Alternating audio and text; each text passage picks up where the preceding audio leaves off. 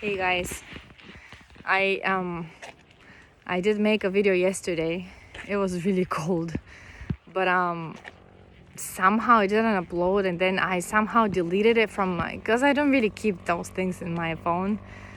The memory gets really stuck with lots of stuff, but I kind of like recovered it, whatever. So I'm gonna upload it later. I don't know. Sometimes internet sucks, but so the yesterday one's gonna come before this one. But today's Sunday, and I'm out with the babies again. Let me show you my beauties. Here's my princess. She's like always hiding. She likes fluff. And then here's my baby boy. He's my sleeping beauty. He fell asleep before even being into this black clothes and before into the straw, and then I put the clothes on him and I put him in the straw and he didn't even wake up, so that's really cute.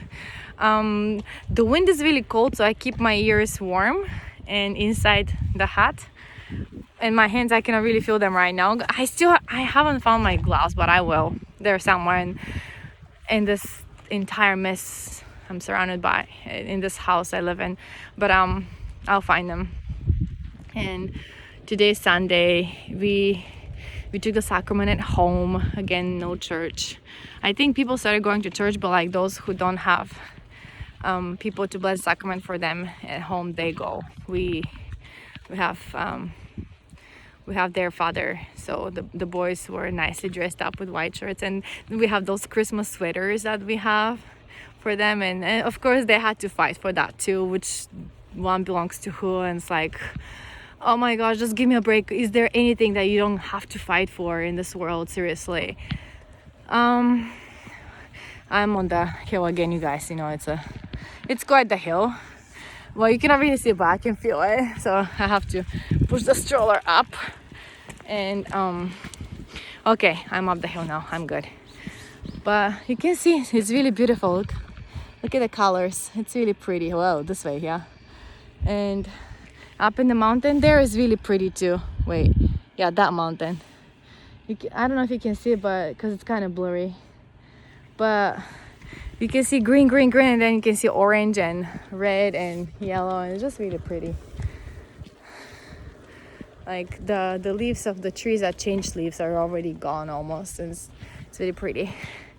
But it's not that warm. It's not bad. It's just the wind is cold, so I keep the head warm. So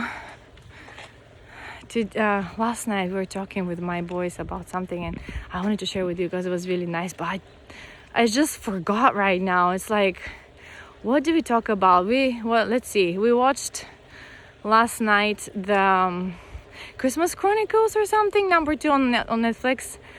It was really cool. We watched the first movie before, but I didn't really have good impression of the Santa there. Like, he looked like this really weird rocker or whatever, rock star or whatever. But in this movie, they made him like so nice, and I was like, is that the same character? I mean, the actor is the same, I can see, but like totally different. Like, you know, that's the... If you haven't seen it, I'm not gonna say much, but like if you've seen it, it's really cool. Like, I really loved I loved the story, the plot, everything. I loved everything about that movie because it was really, and I like how they connected it to the Star of Bethlehem, which was really nice. And of course there's like lots of magic and lots of stuff and goodness in it.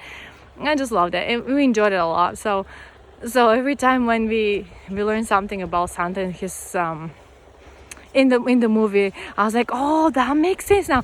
Oh, that was my question, so I know. And so the boys were like, oh, okay. It's like, if you have questions about, like, for example, how do Santa and his elves, do they make like those Nintendo Switch games or like any kind of games at all? Because, you know, my gamers are at home, you know, games.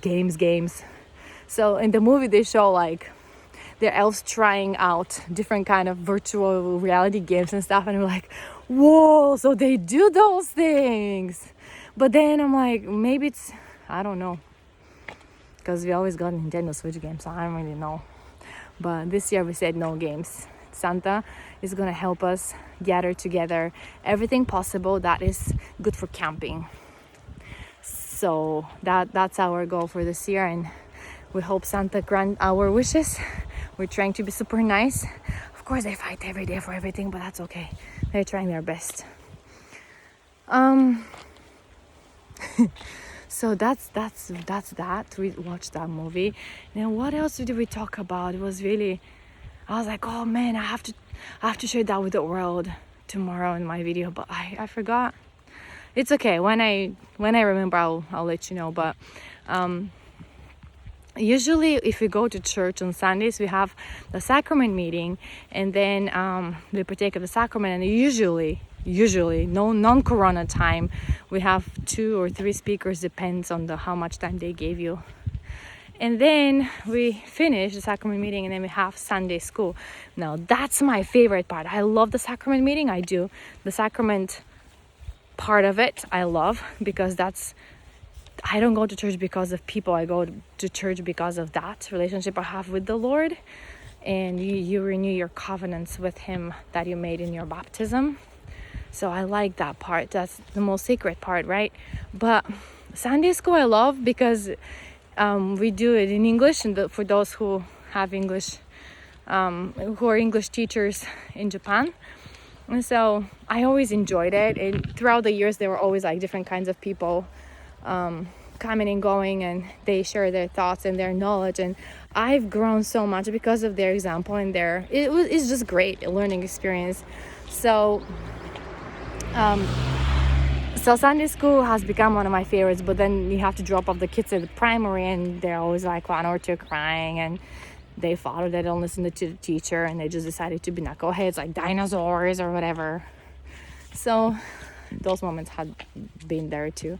And then there was this time in my life when I had 3 little ones, so small. Yeah, because they're like a year apart or so. So they had to stay in the nursery. The nursery is like a very small room with lots of toys, and we sang songs like the popcorn song, the wise man and the foolish man song, the hello song, you know them all, those of you who are members of the Church of Jesus Christ of Latter-day Saints, and you've been teaching in primary and nursery, so in those years when I was with small kids, I was again called. My calling was a teacher in a nursery, so it makes complete sense to them, right?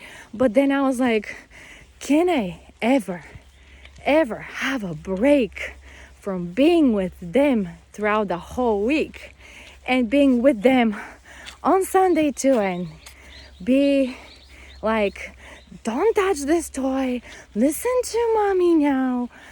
Oh, you pooped, now I have to go change you, okay? And them fighting, and then eating their snacks.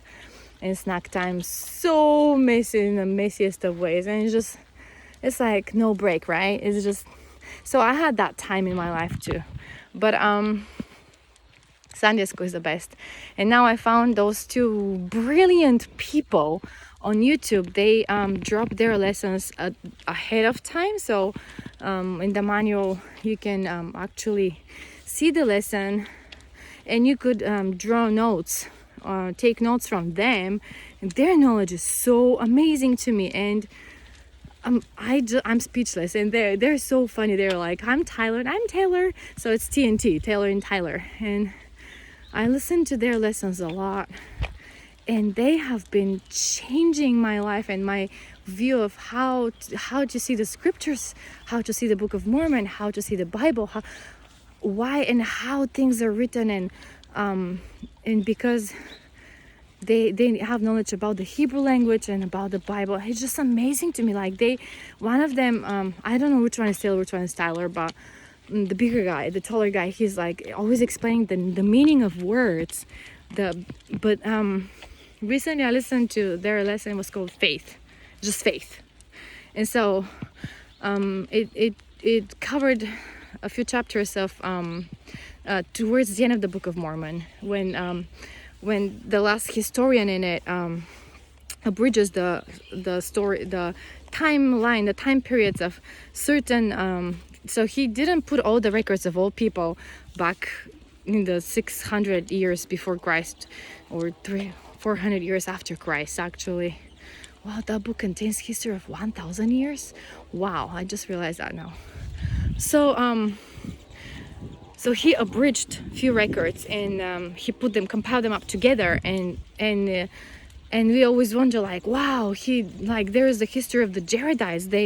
They were people who lived like back in Babylonian time, like when they were having the Tower of Babel, and then they asked the Lord not to confound their language, so they could understand each other. There's many interpretations of what does that mean, really. If they could understand literally each other, is that how all the languages came about? I mean, Latin and Hebrew and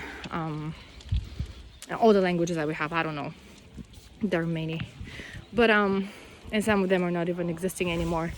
But my point is, those two make the scriptures so much more meaningful to me that I cannot even explain to you guys. Like the wording, the behind, so the lines and between the lines is, however, I cannot even explain. They're really great. So there's this story. Did I mention it to you? I don't remember anymore. But I'll share with you that story again if I did it before. I don't know. But it was in the faith lesson, and I think I shared it with my boys because I thought it was really good example. So there are two guys, and I should say, I don't know, the taller, the shorter one, he's the scholar. He knows the scriptures very well, and I think that's his. I don't know much about their background, but the guy knows what he's talking about. So he studied. That was probably his proficiency. So he's like, I'm gonna try to explain to you the concept of faith in the simplest of ways, and I hope it communicates with you the message in it. So he's like saying, basically, there is a guy, okay, and the guy is hiking, let's say, and he's climbing this cliff, and he goes over it, but there's those really strong winds that gust around him and just push him back down. So strong winds, right? And so he starts falling, but then along the way, as he falls, he sees a tree. You know how in the animations they have like this one sticking tree from randomly growing up between the rocks? Yeah, so he grabs the branches of that tree and he starts hanging there, but there's still like a lot of distance between that tree and down the ground. So he starts praying really hard. I'm like, Lord, please help me. That's the end of me. I cannot hold that long to those branches. There's no way I can climb up to the top again without my equipment and stuff like that. So the Lord tells him, do you believe in me? And he says, yeah, of course I do. I believe in you. Okay, please help me to get out of this branch and go back up, and I don't want to fall down and die. And he's like, okay, do you believe that I can help you somehow? And he says, yeah, I do believe. I promise, I believe. Just please get me out of here. I don't have much longer strength to hold onto that branch.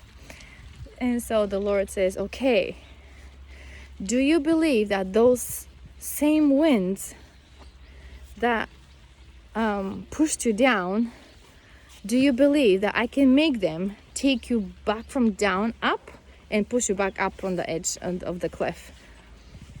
And he says, yeah, I believe. I promise I can. I believe you. You're capable of doing everything. I mean, you're creator of this world, everything. So I believe. And the Lord says, okay, just all you have to do is let go from the branch. So, and that's the end of the story.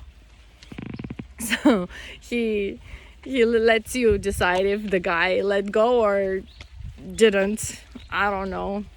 Like I assume even the disciples of the Savior, like Peter, when he saw the Lord walking on the water and he wanted to walk like him, and he asked him to help him. He extended his hand and said, come. And so he started. He had faith that, hey, that's my master.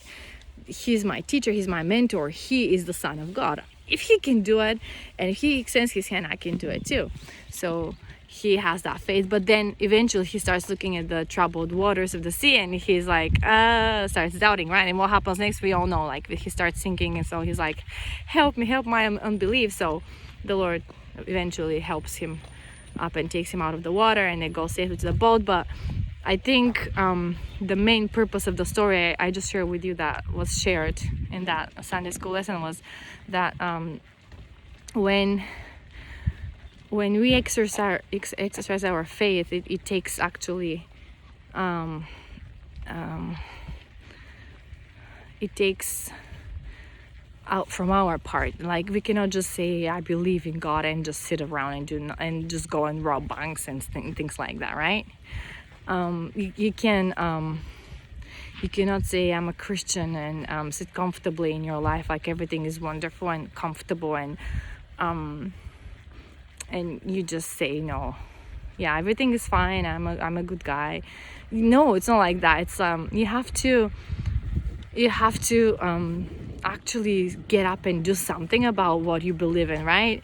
It's I think it's the same with every profession. It's like, if you're a firefighter, you cannot just go and eat donuts all day long, and or fast food like KFC or Burger King or whatever, and just expect that the next day when the alarm goes off, you have to get up and get that huge body you have and that you didn't take care of, and expect that you can be fast going towards the fire truck and go help people with muscles of your body that are not trained.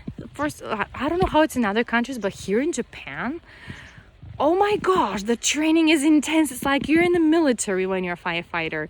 You have to grab those sandbags that represent people, and you have to carry them on those ladders up there just for practice. And they become quite the bodybuilders, those guys. It's really amazing to me. So they have to be really strong.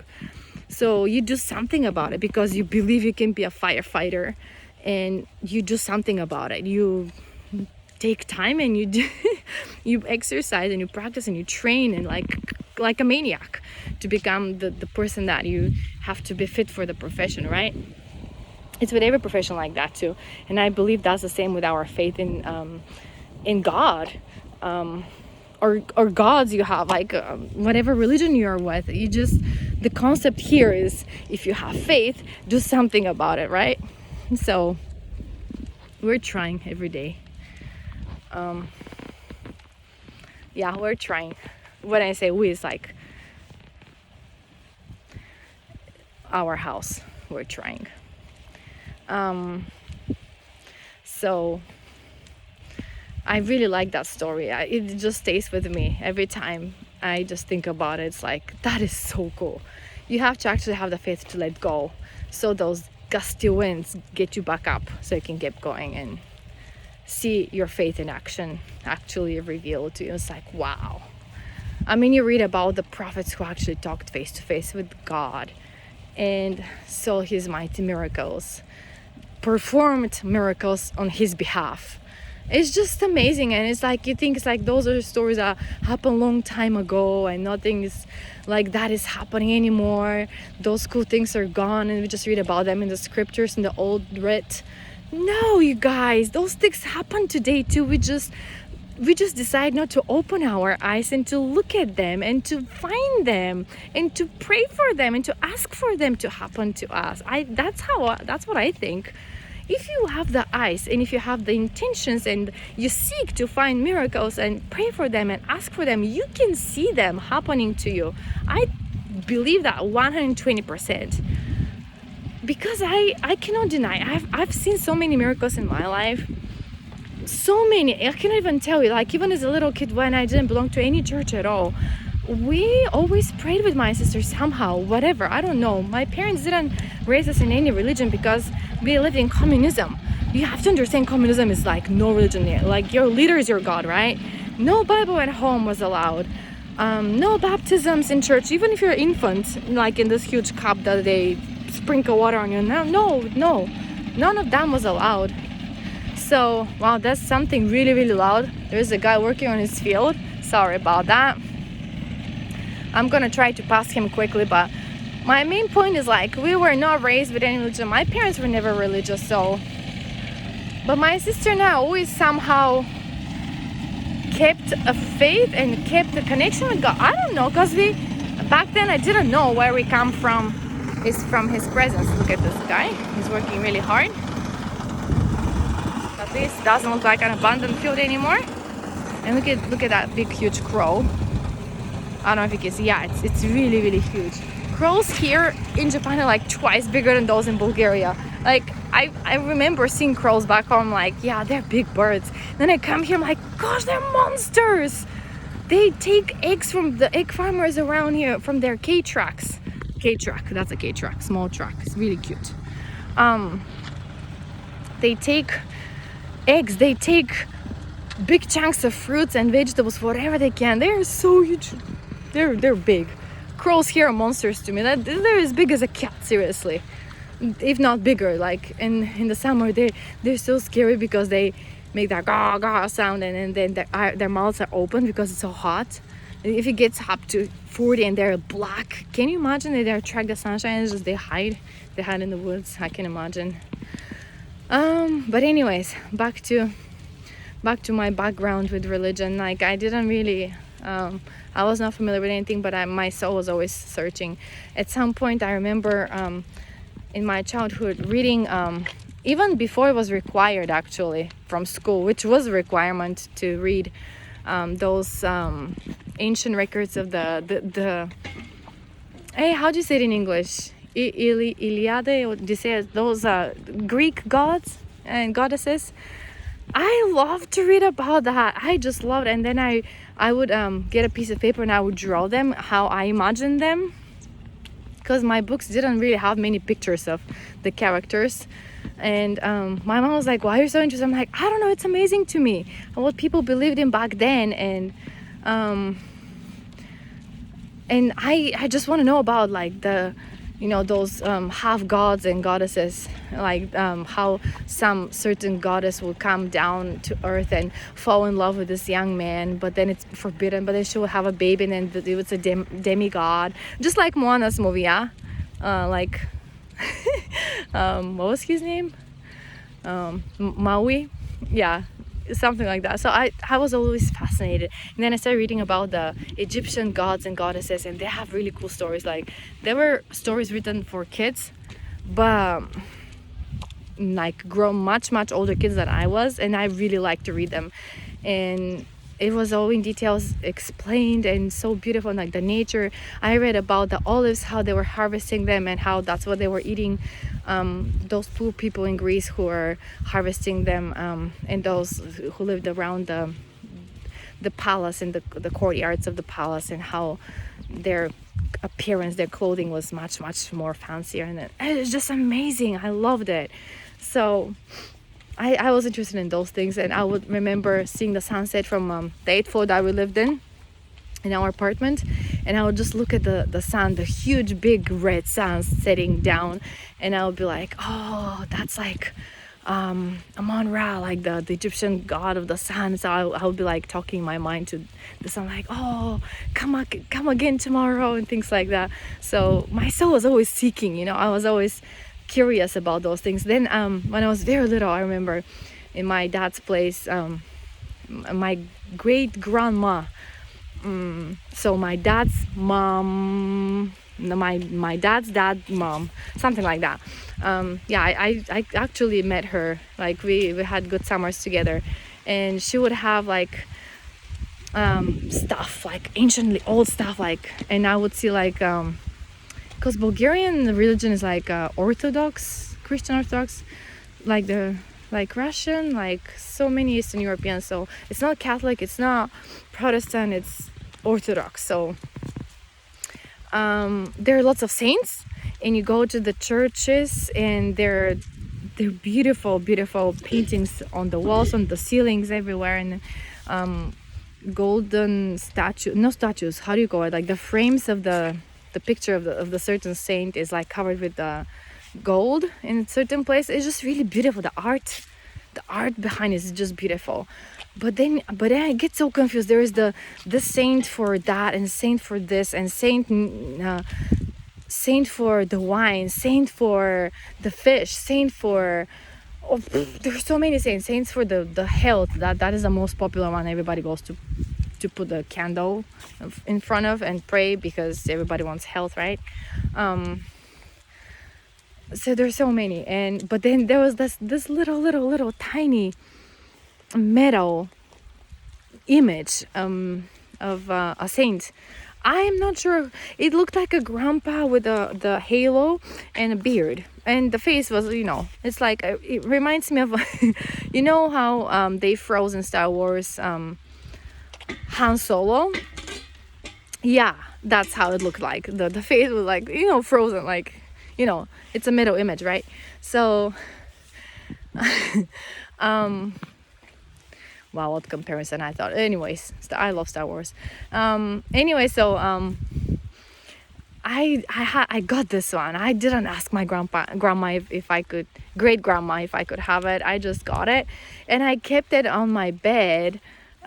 So the beds in Bulgaria, like, it's not just bed next to the wall. There is always like a bed, and then between the bed and the wall there's like a piece of wood. It's always like that. I don't know why. It's just part of how the bed is, like the crib side is just a solid piece of wood, and so it's like a little shelf, right? You can put little tiny things. So I put that little tiny thing there, and I was hoping that, that saint, whoever it is, he can just watch over our family. And I just felt like shielded from his powers and whatever. I don't know. I didn't really think about, how people get their powers, and people are just people. But I didn't think about those things deeply. But yeah, so I was always searching and looking. So so my sister and I, when we met the missionaries, oh gosh, I had so many questions for them.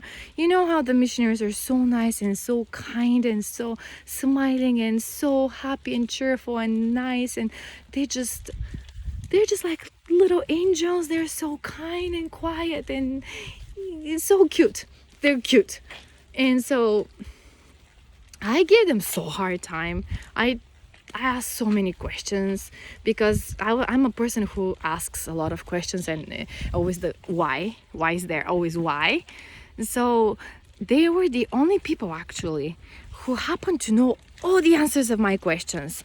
Everybody else was like, well, because my mom had a friend. He often invited us to his, was it Pentecostal church? I'm not sure. Was it evangelist, some kind of church?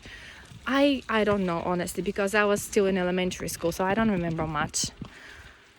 But he would invite us, and they would be like singing a lot, clap a lot, and there will be a pastor speaking there, and I don't remember a word, you guys. I guess I was really small and I didn't care, so I was just looking around the people, and then at the end they will come with this big stick, and on the back of the stick there is a bag, and you put money in it, and that's when they sing towards the end. They would come and they would just pass it from row to row, that big stick, and you would put money. So I was like asking my mom, what is this? And she felt like she had to, because everybody was doing it. So yeah. Then my dad was for years with the Pentecostal church. After they divorced with my mom, or split it, and he told me, he's a very spiritual guy, so I really like talking to him about anything and everything. But he told me how there is so much contention between the youngsters and the elderly in the church, and how they start modifying things and change things, and it didn't make sense to him how there shouldn't be that much contention there, right? And so he was actually a bit frustrated with them and left eventually. But he still kept friends with lots of good people there. But people who actually practice their religion, they're really good people. They're devoted, they're disciplined, they know. So that's good. But So I was like that, giving really hard time to those missionaries. I was like, yeah, I'm gonna get down to the truth of all of this, if it's all true or not. Because I had my doubts about their religion. Like, why you come all the way from the States, leave your family behind, your schooling behind, and you come and hold that book with you all the time, everywhere, and you just speak my language. It's kind of like, you start asking yourself, like, why those people do that? Like, are you coming to mess up with my people? Like, there were lots of Bulgarians who were like, go home, blah blah blah. But then the more I got to know them, the more I realized, first of all, they're like kids like me, because I was about their age, really. And they had to sacrifice a lot, and I learned that nobody pays them for their time being in Bulgaria. They had to save up for that, or their parents would help them, or they would work for a few summers to get the money. So, and I was like really impressed. I was like, so you save up, you go to a place you have no idea about, you don't know about the people and their culture. I mean, you learn a little bit in the missionary training center, but like, it takes lifetime. It's like me here in Japan. It's like I haven't been brought up here. I was not raised here, so I don't really know the mentality of the people and like how they take things and their manners. And I mean, you learn along the way, but it's not like when you're born here. Like, my kids are completely different person, right, from me. Even though their first language is English, they go to Japanese school, and then I learned so much from my kids about Japan and the culture and the geographically, like, this area is famous with this and this and that, and it's just really amazing to me. I learn a lot from my oldest. He always shares with me, so it's really cool. But like, missionaries are the same thing, and they don't really stay for long. It's like 2 years, and they change them. They don't really keep them in one city, in one area all the time. No, they change them around. So you just barely made friends with somebody, and you have to say bye to them. It's like, so I really learned to hate. I grew to hate saying goodbye to people. I just can't. And here's the same thing in Japan, you guys. I made so many friends with really, really cool people who come to teach English, but then they get tired of this countryside. They don't want to go. They want to go to the big city and make more money and be more independent and don't be isolated in their small apartment here. So I don't blame them, and then they go. And when they go, they're no more. And I hate it, because I get attached to those girls, and it's just really hard. So I hate saying goodbye to people. I can't. I mean, I don't cry in front of them, but like when they're gone, I'm like bursting in tears in somewhere in the bathroom or something. It's really bad. But anyways, so yeah, the missionaries, I've talked throughout my life in Bulgaria with lots and lots of them, and my decision to be baptized, my decision to keep learning and progressing into what I believe is my faith, it's been all my pure decision, based on my experiences and my relationship with the Lord. So yeah, it's amazing. So I want to, if everything else I fail in this life, my goal is to teach my kids to develop that relationship between themselves and God. And to do that, you have to know yourself really well. And sometimes you don't have time for that because you're so busy, caught up with work, social media, family, and taking care of others. Like, you don't really have time to dig deep into who you are and what you're interested in. Like, especially with moms, it's just forget it, man. Forget about yourself. It's like, I'm very sarcastic, but like when I see young couples now like getting married or like expecting their first kid, I just tell them, enjoy now, because it's gonna be gone. And once you have kids, that's it. It's gone. Like, your freedom is gone. What you used to do and love, it's gone. You can try to make time for it, but ultimately it's gone. You just can't, unless you have like super many people to help you. like a maid for the cooking, for the cleaning, it's gone. So, and you know what? Every single person I know, a lady that gives birth to her firstborn, it's amazing to me, you guys. They change. Everybody changes. Once you have your firstborn, it's an amazing psychological thing. It's like you become a person that, before you had a kid, you had your partner, right? And with your partner, you can do so much for them. Like, they're an adult, they can take care of themselves, they can shower themselves, they can make their own food if you don't have time. Things work out because they're two adults. But once you get this little person in your hands that just came out inside of you, that you shared a body for 9 months, it's completely different thing how you see the world. You just change in a flash. That is amazing. It's a miracle. It's a thing. It's a real thing. So, and then if you don't make sure that your partner is they start feeling like they're the second, they're like the it's another real thing. They feel like left behind, kind of. And I understand that, because like, their lady that was like flowering and that they were flirting with all the time, and they were showing so much love and compassion, it's gone, you guys. It's not like, you can argue with me all the time, or with whatever, maybe in your relationship or something like that, but it's gone. It's not the same anymore. It's like this little person that is completely trusted in your hands. And God sent that little person to you, trusting you to take care of that loved one, that spirit that just got into its brand new body. And you're trusted to take care of that person. That is an amazing calling. That is an amazing thing. And I don't know how to explain it. It's just... And then I remember with my first baby, I was just mesmerized. I was in love immensely. That little boy was... wow. And I was learning how to be a mom with him. And then when I was pregnant with my second, I was so scared. I remember I had a talk in church even, and I just shared with everybody how I'm so scared. How can I love another person when I have already this little boy that I'm so much in love with?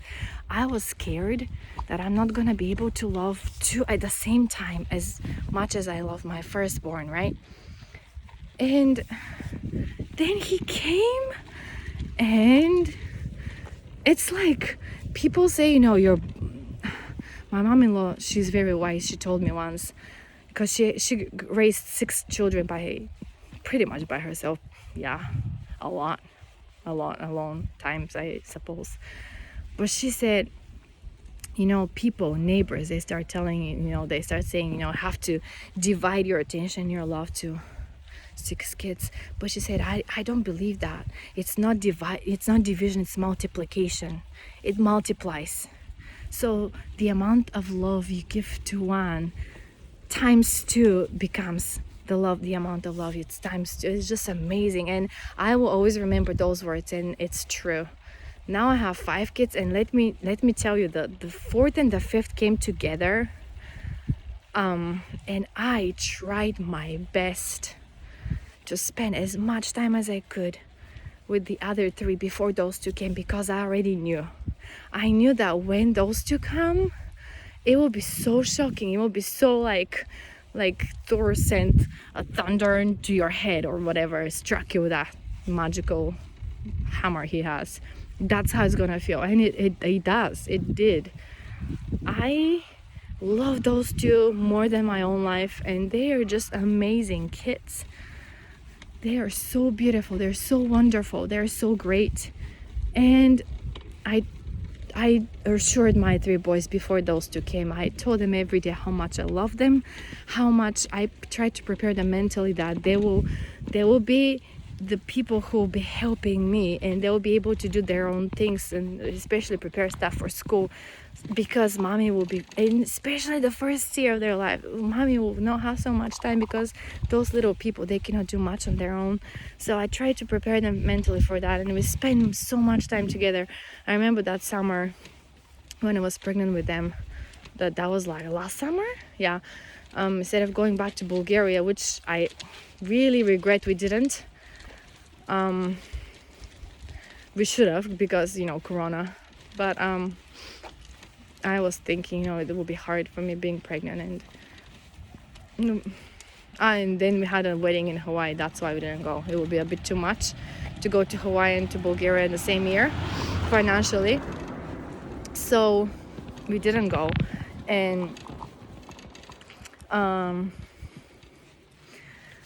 I remember we went to Hawaii for 1 week only, and then when we came back, it was a summer vacation, and we went pretty much almost every day if we could to the beach park, and we were having a blast. I would just make rice bowls for dinner. We would just have some snacks, and we would go and we would just spend the whole afternoon up until dinner time. We just watch the sunset, eating rice bowls, and with our swimsuits. I was like trying to be the most active person I could be, because I knew I need my muscles to be in a good shape. So that was benefiting my body, the baby side, I'm sure, and then the boys still, we could bond. And I don't regret it. It was hard. It was really hard, especially towards the end. I remember in September we were still in the water swimming as much as we could, and I was still working at the same time. I just had August, the whole August I had summer vacation. I was at home, and then my sister could come for like a few days with her kids, and then we brought them together to the beach park, and it was just so much fun. But what I'm trying to tell you is that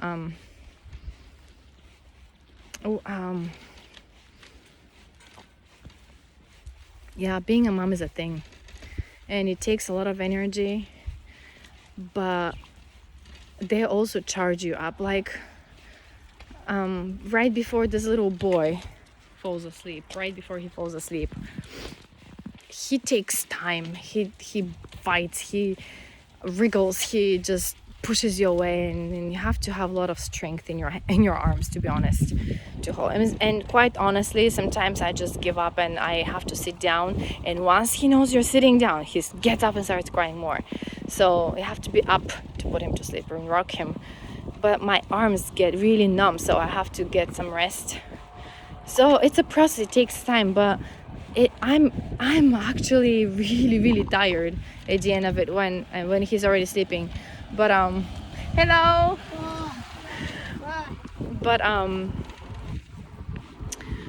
But once those are my kids' classmates.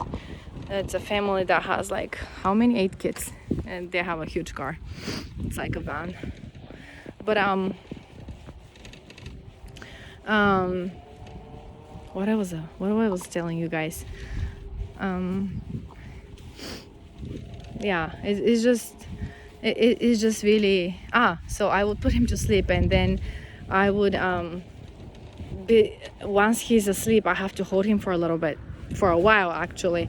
And if you don't do it, if you put him down a little bit earlier than the right time, he would wake up and he will start screaming again because he feels he's not with mommy. So it's a thing, it's a Kai thing. He likes to be held while he's sleeping. So if he's deeply asleep, then I can put him down on the couch and I know he's okay.